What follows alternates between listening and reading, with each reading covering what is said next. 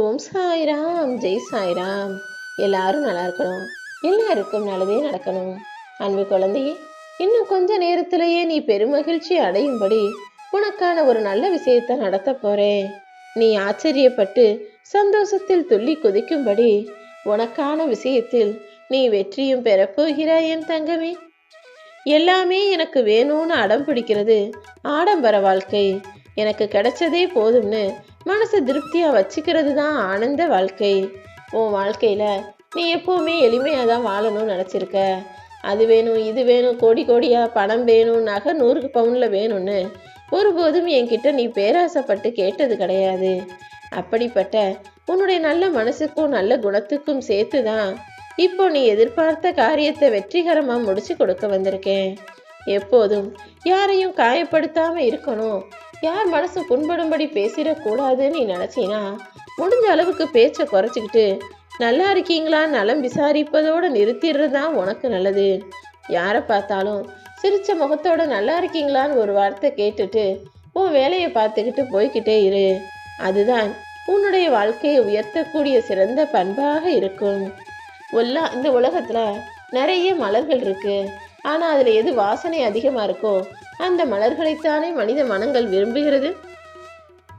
அந்த மலர்களின் மனத்தை பொறுத்து மனிதர்கள் விரும்புவதை போல மனிதர்களின் குணத்தை பொறுத்து தான் மனிதர்களுக்கு பிடிக்கும். நீ எப்பவுமே நல்ல குணத்தோட இருந்தினாலே எல்லாரும் உன்னை உயர்வாக நினைப்பார்கள். அடுத்தவங்க உன் வாழ்க்கையை மாத்தினாங்களா அல்லது நீயே மாறிட்டியான்னு உனக்கு தெரியாது. ஆனா எல்லாரையுமே மாத்துறதுக்கு காரணமா இருந்தது இந்த சாயப்பா நான் தான். நீ இப்போ உன் வாழ்க்கையில நடக்கக்கூடிய எதை நினைச்சும் பயப்படாத. எப்போதும் தைரியமாறு, நிதானமாக இரு. பறக்கக்கூடிய அளவுக்கு உனக்கு வசதி வாய்ப்புகள் வந்தாலுமே கூட தரையில நடந்து போகக்கூடிய அளவுக்கு எளிமையான பிள்ளையாக நீ இருக்கணும். அப்போதுதானே எது மாறினாலும் எது வந்தாலும் போனாலும் நீ கவலைப்பட மாட்ட. நான் சொல்றது உனக்கு புரியும்னு நினைக்கிறேன்.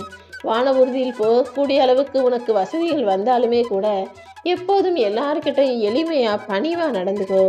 அப்போதுதான் சூழ்நிலை மாறினாலும் வசதி வந்தாலும் போனாலும் அது உனக்கு பெரிய பாதிப்பை கொடுக்காதுன்னு சொல்றேன். எப்பவுமே உன் குழந்தையோ உன் வீட்டில் உள்ளவங்களோ கூட அடுத்தவங்களை யாராவது வந்து குறைய அவங்க இப்படி அடிச்சிட்டாங்க, அதை செஞ்சுட்டாங்க, இதை சொல்லிட்டாங்கன்னு சொல்லும்போது உடனே உன்னுடைய சார்ந்தவர்களுக்கு உன் குடும்பத்தில் உள்ள பிள்ளைகளுக்கு ஆதரவா பேசாம என்ன நடந்தது, நீ என்ன செஞ்சங்கிறத தெளிவா கேளு. அதுதான் நல்ல சமுதாயத்தையும் நல்ல சந்ததியையும் உருவாக்குவதற்கான வேலையா இருக்கும். எப்பவுமே நீ பேசுறதையும் நீ செய்யறதையும் பார்த்துதான் உன்னுடைய பிள்ளைகள் ஆளாகி வருவாங்க. உன்னுடைய பேச்சில் நியாயமும் உண்மையும் இருக்கும் பட்சத்தில் உன் குடும்பம் தானாவே அதே போல வந்துடுவாங்க. இதில் எந்த சந்தேகமும் உனக்கு வேண்டாம் என்று எந்த விஷயத்தையுமே நீ சொல்லி கொடுக்கறத விட செஞ்சு காமிக்கிறது தான் சிறந்ததா இருக்கும். உன் குடும்பம் நல்லா இருக்கணும், உன் பிள்ளைங்க ஒழுக்கமா இருக்கணும், நல்லா படிக்கணும், பெரிய ஆளா வரணும், முன்னேற்றத்தோட இருக்கணும், சுறுசுறுப்பா இருக்கணும்னு நினைச்சினா அவங்க கண்ணு முன்னால நீ இதெல்லாம் செஞ்சாலே போதும். தானா பார்த்து கத்துக்கிறவங்க தான் தன் ஆயுள் முழுவதும் அதை ஞாபகம் வச்சுக்குவாங்க. மனிதர்களுடைய மனம் என்பது ஒரு காந்தம் போலதான். அது எது பக்கத்துல போகுதோ அது இன்னும் இன்னும் வேகமாக அதை நெருங்கி வரும். நீயும் உண்மையும் நேர்மையும் இருக்கும் இடத்தில் இருந்துகள். அது காந்தம் போல உன்னை ஈர்த்து உன்னையும் நல்ல உயர்வான ஆளாக மாற்றிவிடும் என் செல்லமே. உனக்கு நடக்க வேண்டியது எல்லாம் இந்த சாயப்பா நான் பார்த்துக்கிறேன்னு சொல்லியிருக்கேன். இனிமேலும் தேவையில்லாம உன் வாழ்க்கையை நினைச்சு நீ வலியும் வேதனையும் கொண்டு மனசை கஷ்டப்படுத்திக்கிட்டு கோபத்துல இன்னொருவர் மனதையும் காயப்படுத்தி விடாதே.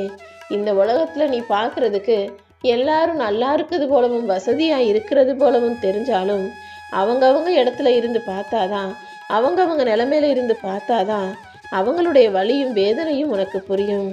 எந்த சூழ்நிலையிலும் யார் மனசும் காயப்படும்படி பேசாத. எப்போதும் நல்லதே பேசு, சரியா பேசு, நியாயமா பேசு. எல்லாத்தையுமே தனியாக கடந்து வந்த பிறகுதான் உனக்கு இப்போ கஷ்டம் வாழ்க்கைனா என்னன்னே புரியுது இல்லையா? இதுவரைக்கும் இத்தனை காலமா உன்னை பின்தொடர்ந்து வந்த எல்லா மனிதர்களும் நிஜம் கிடையாது, வெறும் நிழல் மட்டும்தான். உன் வாழ்நாள் முழுவதும் உனக்கு துணையாக உன்னால் மட்டுமே இருக்க முடியும். மற்றவங்க எல்லாரும் பாதியில வருவாங்க, போயிடுவாங்க.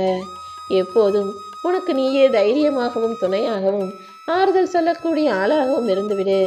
உன்னை யாராவது தப்பா நினைச்சு ஏதாவது சொல்லிட்டாங்கன்னா அவங்க எப்படி என்னை இப்படி சொல்லலாம்னு கோபப்படாம புலம்பாம அவங்க இவ்வளவுதான் நம்ம புரிஞ்சு வச்சிருக்காங்கன்னு நினைச்சுக்கிட்டு விலகி போறதுதான் சிறப்பான பதிலடியாக இருக்கும்.